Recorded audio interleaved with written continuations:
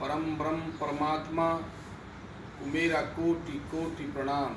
हे प्रभु, हे दयालु, हे न्यायकारी, हे अनंत, हे विश्व के स्वामी, हे पालनहारे, हे अंतर्यामी, मैं पूरे मन से, पूरे भाव से, पूरी श्रद्धा, पूरी आस्था, पूरे रोम रोम से प्रभु आपका स्मरण कर रहा हूँ। हे प्रभु, मैं आपकी प्रार्थना कर रहा हूँ। हे दयालु, हम पर दया बनाए रखना। हे कृपालु, हम पर अपनी कृपा बनाए रखना। आप प्रभु समस्त जो आपकी शक्तियाँ हैं प्रभु, हमें प्रदान कीजिए। हे प्रभु, मेरे अंदर से सारे देवत्व का जागरण कर दीजिए। मेरे अंदर जो देवी शक्तियाँ हैं उनको जगाइए। हे प्रभु, आपसे प्रार्थना है समस्त विश्व में सुख शांति स्थापित करें। हे दयालु, आज सारे विश्व में हाहाकार मचा हुआ है। सारा विश्व बहुत बड़ी पीड़ा में है। सारी मानव जाति कष्ट भोग रही है और बहुत ही दुखद स्थिति सारे विश्व के सामने आ गई है। जबकि भारत विश्व गुरु रहा है। भारत के पास ही वो चीज़ें हैं, वो औषधियाँ हैं, वो दिव्यता है, वो पवित्रता है जो इस समस्या का समाधान कर सकती है। इसमें आध्यात्मिक शक्तियाँ सबसे ज़्यादा काम करती हैं। हे प्रभु, हे दयालु, ये जब मानव जाति ने, मनुष्यों ने प्रकृति के नियमों का उल्लंघन किया है, जीव आत्माओं का हनन किया है, जीव आत्माओं को नष्ट किया है, जीव आत्माओं को अपना भोजन बना लिया है, जबकि परमात्मा की सत्ता कहती है कि हमें चींटी से भी बचना चाहिए। लेकिन सारा विश्व इस मांसाहार की तरफ गया है। उन्होंने प्रकृति के नियम तोड़े हैं, पर्यावरण को उन्होंने नष्ट किया है। पृथ्वी गर्म होती जा रही है, पृथ्वी हीटेड होती जा रही है। सारे संसाधनों को उन्होंने प्रकृति के नियमों का उल्लंघन करके इस सब को निमंत्रण दिया है। ये जो त्रासदी है ये बड़ी दुखद है। इसलिए मेरी समस्त मानव जाति से प्रार्थना है कि पुनः धर्म की शरण में आएँ, अध्यात्म की शरण में आएँ, पुण्य कार्य करें, जीव आत्माओं पर दया करें, कृपा करें और अपने अंदर दया धर्म का मूल है। दया को स्थापित कर धर्म का पालन करते हुए इस त्रासदी से बचें और अपनी शुद्धता और पवित्रता, भारत की परंपराओं में पहले से ही नमन की मुद्रा थी और नमन करते थे लोग, नमस्ते करते थे। नमन का अर्थ है मन नहीं रहा, नो माइंड, ऐसी स्थिति थी। और हमारी सारी परंपराएं, वैदिक परंपराएं, ऋषि परंपराएं इतनी शुद्ध और पवित्र थी जो बहुत ही उच्च श्रेणी की सारे विश्व में उदाहरणीय होती थी।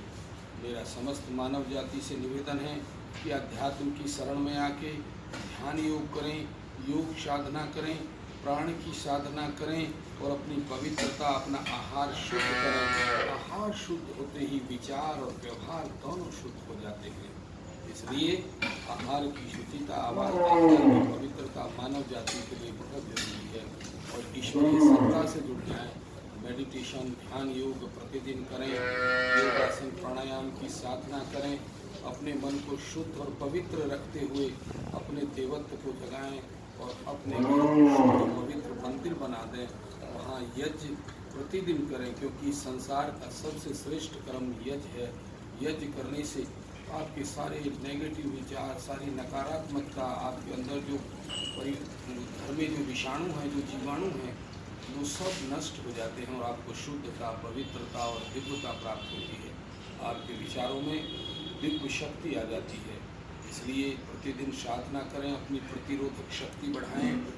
आप योग करेंगे, साधना करेंगे, प्राणायाम में इतनी शक्ति है कि आपके प्राण में इतना बल आएगा, इतनी शक्ति आएगी कि आपको कोई भी रोग, कोई भी बाह्य विषाणु आपके ऊपर हमला नहीं कर सकता। इसलिए प्रतिदिन अपनी दिनचर्या से योग को जोड़ें, आहार शुद्ध करें, हल्का भोजन लें, दलिया खिचड़ी का प्रयोग करें, तली हुई चीज़ें छोड़ दें और अपने जीवन से मिष्ठान वगैरह को हटा दें। चीनी सबसे बड़ा विष है संसार में, इसको बिल्कुल त्याग दें। इसके स्थान पर अगर आप लेना चाहें तो मूल अवस्था में जो गुड़ है उसका आप प्रयोग कर सकते हैं। नमक भी मानव जाति के लिए विष है, इसका भी परित्याग कर दें। और यदि नमक लेने की थोड़ी इच्छा है तो सौंधा नमक हल्का ले सकते हैं। प्रकृति की गोद में आएँ, और शुद्ध शाकाहारी भोजन को अपनाएं, अपने मन को पवित्र करें, प्रतिदिन ध्यान साधना करें, ज्ञान के द्वारा, भक्ति के द्वारा अपने मन को खुश रखें। हर अवस्था में, चाहे दुख हो, सुख हो, लाभ हो, हानि हो, यश हो, अपयश हो, समत्व का ध्यान रखें। हर परिस्थिति में प्रसन्न रहें, अपने ओठों पर प्रसन्नता हर समय रहे। विषम परिस्थितियों में भी आपको प्रसन्न रहना है। यही जीवात्मा को अगर ऐसा करेंगे तो दुख आपको छू भी नहीं पाएंगे। यही दुख सुख तो मानसिक स्थिति है मनुष्य की। जब मन से ऊपर उठ जाता है मनुष्य और दुख और सुख की स्थिति तो सम हो जाती है, दुख और सुख में वो समान रहने लगता है। इसलिए भगवान कृष्ण ने गीता में कहा, समत्वम योग उच्यते। जो व्यक्ति हर परिस्थिति में सम रहता है, समत्व को प्राप्त हो जाता है, वो दुखों की पीड़ा से छूट जाता है। प्रतिदिन गायत्री मंत्र का जाप करें। ये दिव्य है, ये वेद माता है, ये सावित्री है। इसका जाप करने से आपको अद्भुत शक्ति प्राप्त होगी। और इससे पूर्व आप सूर्य भगवान का नमन जरूर करें। सूर्य देवा नमः, सूर्य देवा नमः करके उसके बाद गायत्री माता का जाप करें तो दिव्य अलौकिक प्रकाश आपके अंदर से दिखने लगेगा। आपके अंदर का सारा अंधेरा, सारी अज्ञानता दूर भागेगी। गायत्री माता बहुत फलदायी है। और गायत्री का जाप भी पूरे भाव से, पूरी श्रद्धा से, रोम रोम से गायत्री का जाप करें। देखिए किस प्रकार गायत्री का जाप करना है। ओम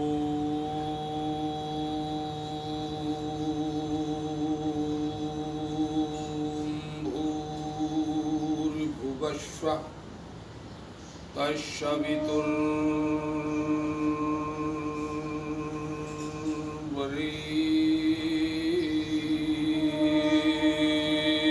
तत्सवितुर्वरेण्यं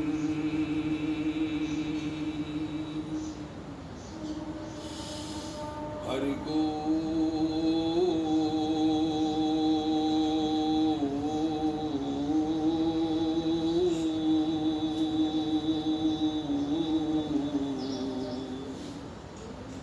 देवस्य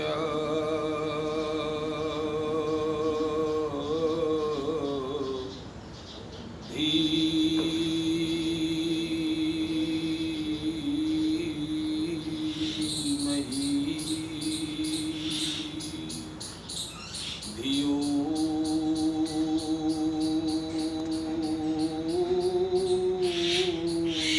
नः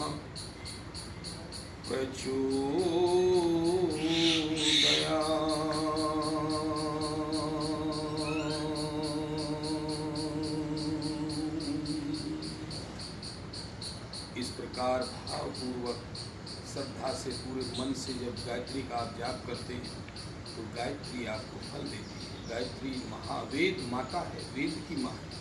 दिव्य शक्ति प्रदान आपके अंदर होगी। आपके अंदर अद्भुत ऊर्जा, अद्भुत शक्ति आपके अंदर, आपकी नकारात्मक ऊर्जा भागेगी। हर समय आप सकारात्मक पॉजिटिव थिंकिंग में रहेंगे। मन प्रसन्न, चित्त और आनंदित रहेगा। सारे विकार, सारे द्वंद्व, सारे क्लेश, सारी व्याधियाँ, काम, क्रोध, लोभ, मोह, अहंकार सब आपसे दूर भागेंगे। आपके अंदर प्रेम, करुणा, न्याय, मुदिता, क्षमता, दिव्यता, पवित्रता का विस्तार होगा। अंतःकरण में शुद्धि होगी, परम सत्य से भेंट होगी। ओम